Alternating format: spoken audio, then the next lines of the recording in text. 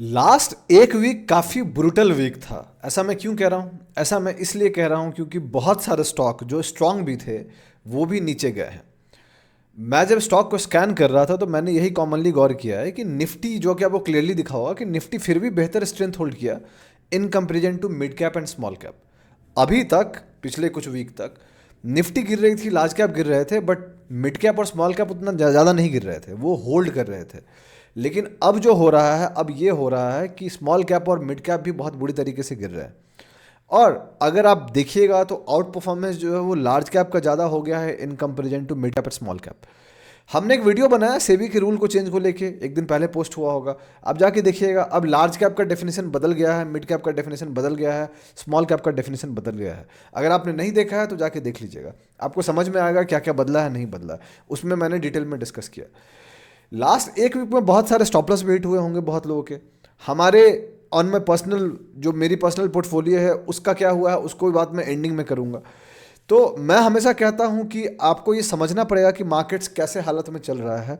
और अगर आप गौर करके जाके देखिएगा, हमारे हर शनिवार को जो मार्केट अपडेट आपके सामने आता है, अगर उसको आप जाके देखिएगा तो आपको ये पता चलेगा कि हम मार्केट अपडेट में कहीं भी बुलिश नहीं हुए अभी तक। पिछले कुछ वीक में हम बेयरिश ही रहे हैं और हम ये मान के चले हैं कि मार्केट डिफिकल्ट हो रहा है, हम ये मान के ही चले हैं कि मार्केट्स कॉम्प्लिकेटेड हो रहा है, इतना आसान नहीं है पैसा बनाने का, और इसलिए अपना रिस्क मैनेज करना चाहिए, जो कमज़ोर पोजीशन है उसको निकालना चाहिए। मैंने काफ़ी वीडियो बना है, आप जाके देख सकते हैं, आपको पता चल जाएगा। और कुछ ज़्यादा नया हुआ भी नहीं, इस वीक भी वैसा ही कुछ हुआ। बैक टू बैक गिरे हम, मंडे को ज़्यादा गिरे फॉलोड बाय बाकी गिरे, लेकिन फ्राइडे को जो स्टॉक्स में दर्द देखने को मिला, जो पेन देखने को मिला, वो काफ़ी ज़्यादा था। तो अगर आप जानना चाहते हैं कि लास्ट एक वीक में मार्केट ने डिटेल में क्या किया है, निफ्टी ने क्या किया है, बैंक निफ्टी ने क्या किया है, ओवरऑल मार्केट का सेंटीमेंट क्या था, एफ आई आईज ने क्या किया है, मार्केट्स ब्रेथ आज के डेट में कहाँ पे है, आने वाले एक वीक में क्या हो सकता है, निफ्टी क्या कर सकता है, बैंक निफ्टी क्या कर सकता है, मार्केट ब्रेथ क्या कर सकती है, एफ आई आईज क्या कर सकते हैं, और ओवरऑल मार्केट का ट्रेंड क्या कर सकता है, तो ये वीडियो आपको पूरा देखना चाहिए। मैं हमेशा कहता हूं कि अगर इस वीडियो को आप पूरा देख लिए तो आपको फिर मार्केट्स का और कोई मेजर इन्फॉर्मेशन नहीं चाहिए होगा, बिकॉज इसमें वो सारे इंपॉर्टेंट डिटेल्स को हम कवर कर देते हैं जो आपको ज़रूरत है। हम ये भी कवर करते हैं कौन से सेक्टर स्ट्रांग है, और उसके इंडिविजुअल स्टॉक्स को भी आप जाके देख सकते हैं, अगर आपको ये पता चल जाएगा कि कौन सा सेक्टर स्ट्रांग है। तो इस वीडियो में भी हम दो सेक्टर्स के बारे में बात करेंगे। तो चलिए फिर वीडियो के बात करते हैं, वीडियो को स्टार्ट करते हैं और बात करते हैं कि आने वाले वीक में मार्केट क्या कर सकता है। स्टार्ट कीजिए।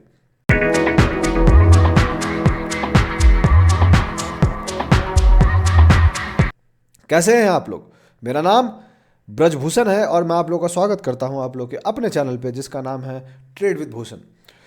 जैसा कि आप जानते हैं कि वीडियो मार्केट अपडेट वीडियो है, तो आगे बढ़ने से पहले मैं आपको दो चीज़ बता देना चाहता हूं। पॉइंट नंबर वन, मैं सेबी रजिस्टर्ड नहीं हूं। जो भी मैं बात कर रहा हूं इस वीडियो में वो लर्निंग पर्पज़ के लिए, कोई टिप या रिकमेंडेशन नहीं है, इसलिए आप ब्लाइंडली मेरी बात को मत मानिएगा। आप अपना रिस्क जरूर मैनेज कीजिएगा, अपना स्टॉप लॉस जरूर लगाइएगा। मैं आपके लॉस के लिए रिस्पॉन्सिबल नहीं हूँ, ना ही आपके प्रॉफिट के लिए मुझे कोई क्रेडिट चाहिए। मेरी कोशिश है आपके सामने इंपॉर्टेंट इन्फॉर्मेशन लेके आने की, ताकि आप सीख पाएँ, मैं भी सीख पाऊँ। सिंपल है।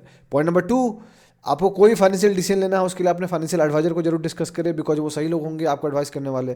हम जैसा इंसान सही लोग नहीं होगा, बिकॉज हमें आपका रिस्क नहीं पता, आपको हमारा रिस्क नहीं पता, हमें आपका माइंडसेट नहीं पता, आपको मेरा माइंडसेट नहीं पता।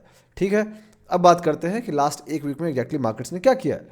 तो अब चलते हैं सीधे चार्ट्स पे और देखते हैं। तो आपके सामने निफ्टी का चार्ट दिख रहा है। हमने जब कवर किया था इसको, तो हमने यहाँ पे कवर किया था फ्राइडे को, जो 3 जनवरी का क्लोजिंग था, और इसका अपडेट हमने आपको मार्केट ब्रेथ में दिया था, लास्ट मार्केट अपडेट में शनिवार को दिया था। मैंने ये कहा था कि हमने इस लेवल को रीगेन कर लिया है 23,800 को, इसको ब्रेक करके, और हो सकता है कि हम गैप भी फिल कर दिए हैं, which is a sign of strength. But जब तक हम इसको ब्रेक नहीं करते हैं तब तक कहानी सही नहीं होगी, और एग्जैक्टली वही हुआ। हुआ क्या, फ्राइडे को हम ये कैंडल बनाए, मंडे को ओपन ही हुए तो हम नीचे ओपन हुए, ऑलमोस्ट 1.62% नीचे गए। इनफैक्ट गए तो 1.80% के आसपास थे, बट क्लोजिंग 1.62% पे नीचे हुआ। And this was one brutal day for multiple stocks out there. बहुत सारे स्टॉक 4-5% गिरे, बहुत सारा रेड रेड ही था, राइट। वैलेंटाइन वीक हम पहले ही एडवांस में बना रहे हैं, वो चीज़ है। मतलब वैलेंटाइन वीक तो फरवरी में आएगा, हम अभी जनवरी में ही मना रहे हैं। ठीक है, डेट तो वही चल रहा है, 14 फरवरी आने वाला है, सूनर लेटर, राइट। ट्यूसडे को थोड़ा सा बाउंस किए, बिकॉज इतना मूव के बाद हल्का सा बाउंस करना था, बट फिर फ्राइडे को, वेडनेसडे को कोशिश किए, Thursday again red, and Friday again red. Friday को जो बस 0.40% आपको दिख रहा है, ये लॉजिकली अगर एक सेक्टर सपोर्ट नहीं देता, अगर रिजल्ट्स नहीं आता, तो निफ्टी मिनिमम 1.5-2% गिरता हुआ दिखता आपको, और फिर हम इस लेवल को ब्रेक कर देते हैं जिस लेवल के हम बारे में हमने बात किया था। तो लास्ट वीक में जैसा कि आप जानते हैं कि मैंने इस लेवल के बारे में बात किया था कि जब तक 23,500 हम ब्रेक नहीं करते हैं 23,200 का, तब तक कोई दिक्कत नहीं है। और ये जो जोन हम बात कर रहे थे, ये जोन इंपॉर्टेंट है। अभी भी अगर आप देखिएगा तो इस जोन को हम होल्ड कर रहे हैं, एंड अब हम इसके बहुत करीब आ गए। लास्ट टाइम 21 नवंबर को जो हमने लो बनाया था, वो लो था 23,263 रुपीज़ का। देखना है कि कितना क्लोज हम जाते हैं। अभी जो है 23,431 रुपीज़ के आसपास है, तो मतलब 200 पॉइंट अभी हमारे हाथ में है। अगर हम इस पॉइंट को ब्रेक कर देते हैं, जो ये लाइन है, ये लाइन अगर हम ब्रेक कर देते हैं दोस्त, then we are done for now. ये पूरी जो स्ट्रक्चर है वो और बेयरिश कंफर्म हो जाएगी, जो कि ऑलरेडी हो रखी है, बट और बुरा होगा, एंड फिर हम नीचे चले जाएंगे। अगला सपोर्ट कौन सा होगा फिर? तो अब काफ़ी टाइम बाद मैं एक नया सपोर्ट बना रहा हूँ, वो है ये वाला जोन, जिसको हम बोलते हैं 22,800 का सपोर्ट। ये सपोर्ट एक काफ़ी इंपॉर्टेंट सपोर्ट होगा अगर हम इसको ब्रेक कर देते हैं तो, ठीक है। लेकिन अगर 22,800 को हम ब्रेक कर देते हैं तो दोस्त, get ready for some more exciting news out there. फिर कुर्सी की पेटी बांध लीजिएगा और फिर आपको मजा आएगा, ठीक है। तो वो चीज़ है। ऑन द अपर साइड अगला एक वीक काफ़ी क्रूशियल होने वाला है। क्यों? क्योंकि अगर आप गौर कीजिएगा तो आपको पता चलेगा कि यहाँ पे एक ट्रेंड लाइन भी बनता है जिसको हमने ब्रेक कर दिया है, राइट। जो मैं आपके सामने ड्रॉ कर देता हूँ, इसको मैंने दिखाया भी था चार्ट्स पे, बट ये ट्रेंड लाइन को हमने ब्रेक कर दिया है। एंड हम अगर इसके नीचे क्लोज हो जाते हैं, इस वीक के नीचे क्लोज हो जाते हैं, तो ये कन्फर्मेशन हो जाएगा कि इस ट्रेंड लाइन को हमने फाइनली ब्रेक कर दिया। ये इंडिकेशन है, साइन ऑफ ब्रेकडाउन है। लेकिन अगर हम इस वीक के नीचे क्लोज होते हैं, विच इज़ 23,341 के नीचे क्लोज होते हैं, तो हम इस ट्रेंड लाइन को ब्रेक कर देंगे, and then this zone is very crucial. So अगला एक वीक जो है, 5 दिन जो अगला आने वाला वीक है, वो बहुत क्रूशियल होने वाला है। अगर हम इस जोन को होल्ड करते हैं, we can see some bounce, जिसके चांसेस थोड़े ज़्यादा हैं in comparison to breaking this down and going below all this. So ये इसका बहुत ध्यान रखिएगा। इसलिए अगला वीक कहिएगा तो जनवरी महीना का जो सबसे इंपॉर्टेंट वीक होगा वो नेक्स्ट वीक होने वाला है। तो आपको क्या लगता है, आप बताइएगा अगर यहाँ तक आप वीडियो देख रहे होंगे तो, ठीक है। On the upper side we need to again restart, we need to first regain 23,800।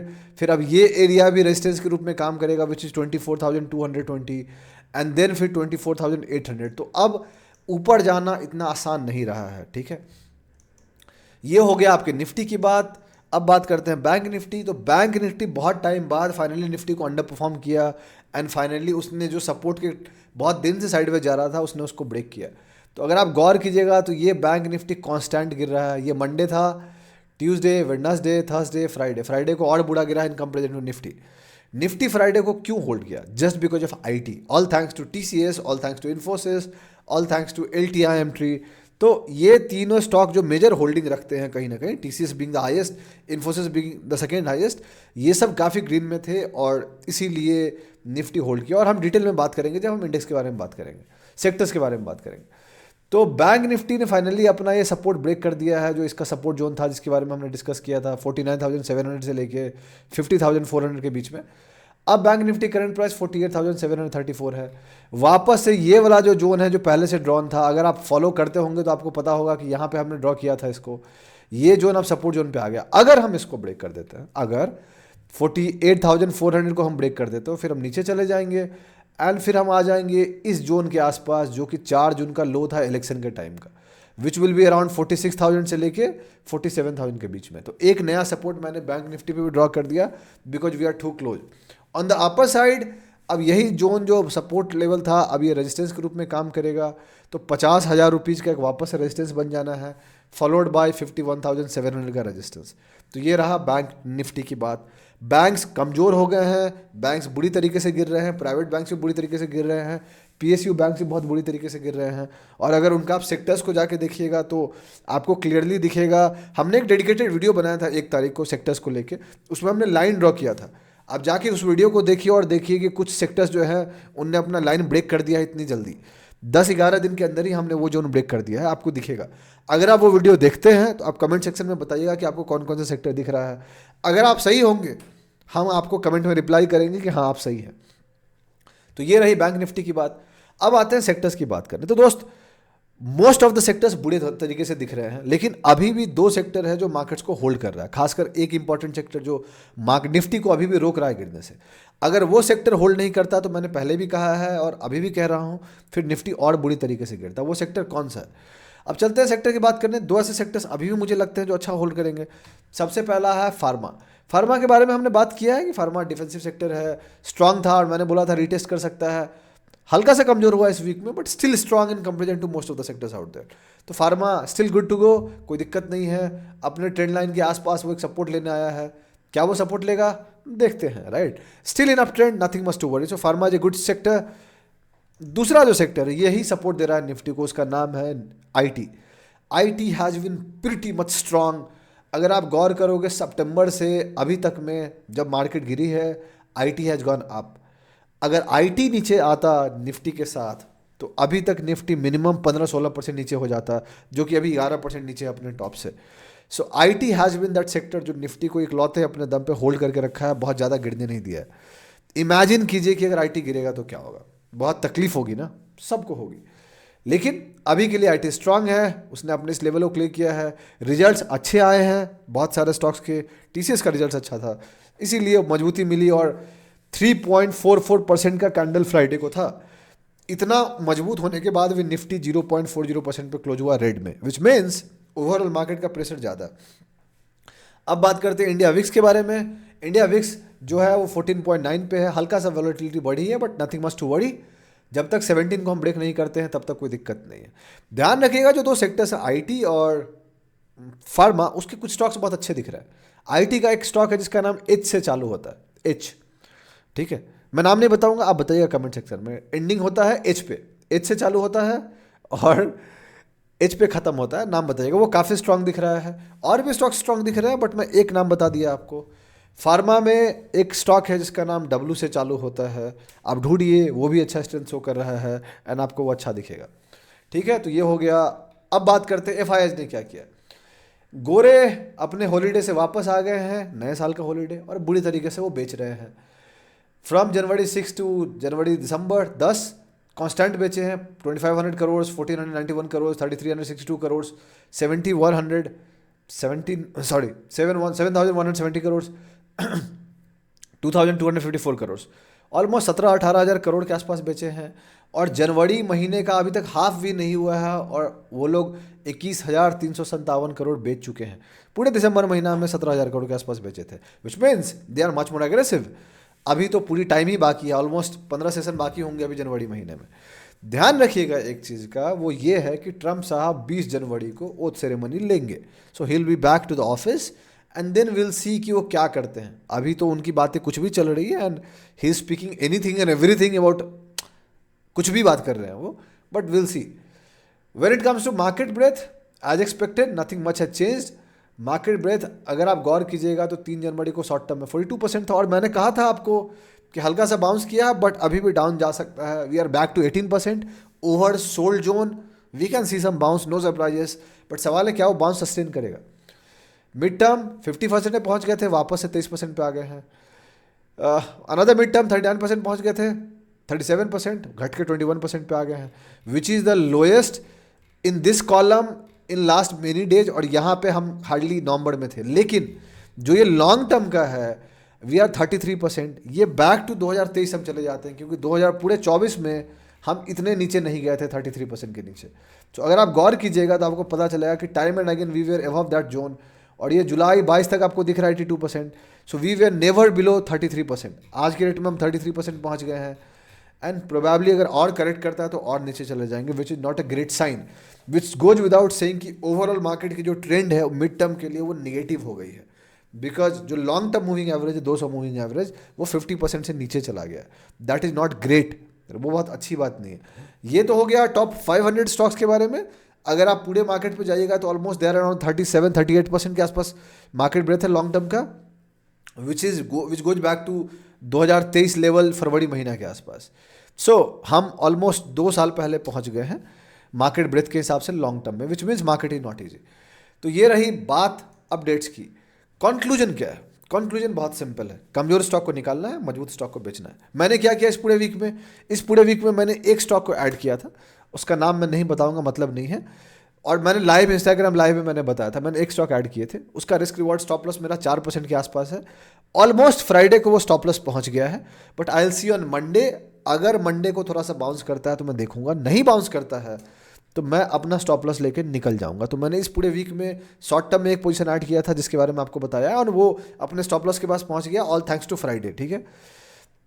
Mid term में हमने एक स्टॉक ऐड किया था चार्ट ऑफ द वीक, हम कोई स्टॉक नहीं निकले थे। अगला वीक हम एक स्टॉक से निकल रहे हैं। स्टॉक कौन सा निकल रहे हैं ये मैं बता दूंगा, अभी बता देता हूँ, चार्ट ऑफ द वीक में ही बता दूंगा। जो स्टॉक से हम निकल रहे हैं उसका नाम है दौलत एल्गोटेक। उससे हम निकल रहे हैं, एग्रोटेक्स प्रोबेबली, उससे हम निकल रहे हैं। उससे हम क्यों निकल रहे हैं? बिकॉज वो काफ़ी कमज़ोर हो गया है, एंड अभी हमारे पूरे वॉच लिस्ट में वो सबसे कमज़ोर स्टॉक है। उसके बदले हम मंडे को एक स्टॉक ऐड करेंगे, उसका डिस्कशन हम चार्ट ऑफ द वीक में करेंगे। तो ये है टोटल कहानी जो मैंने किया है। कैश मेरे पास अभी भी बचा होगा ऑलमोस्ट 35 to 40% के आसपास शॉर्ट टर्म में, बिकॉज शॉर्ट टर्म में पोजिशन मेरे बहुत हल्के हो गए हैं, एंड मिड टर्म में I am going more aggressive. इसके बारे में मैंने बात किया है, चार्ट ऑफ द वीक में और डिटेल में बात कर लेंगे कि मिड टर्म में मैं अपने पोजीशंस को बढ़ा रहा हूँ, बिकॉज जो ये करंट मार्केट चल रहा है वो स्विंग ट्रेड्स के लिए बिल्कुल भी सही मार्केट नहीं है। अगर आप स्विंग ट्रेडर हैं दोस्त, get ready for more entertainment. जो ऑलरेडी इंटरटेनमेंट आप पा रहे होंगे और बहुत सारे स्टॉप लॉस हिट हुए होंगे, मेरे हुए हैं, मैंने काफ़ी डिस्कस भी किया है, आप जाके देख सकते हैं। तो यही है टोटल एनालिसिस। अगर आपको अच्छा लगा है तो आप लाइक कीजिए, सब्सक्राइब कीजिए चैनल को, सपोर्ट कीजिए हमें, अपने दोस्तों के साथ शेयर कीजिए चैनल को, उनको बोलिए चैनल को सब्सक्राइब करने के लिए। बहुत जल्दी मैं आपसे अगले वीडियो मुलाकात करूंगा जिसका नाम चार्ट ऑफ द वीक है। तब तक के लिए अपना ध्यान रखें, अपने घर वालों का ध्यान रखें। शुभ रात्रि, चीयर्स।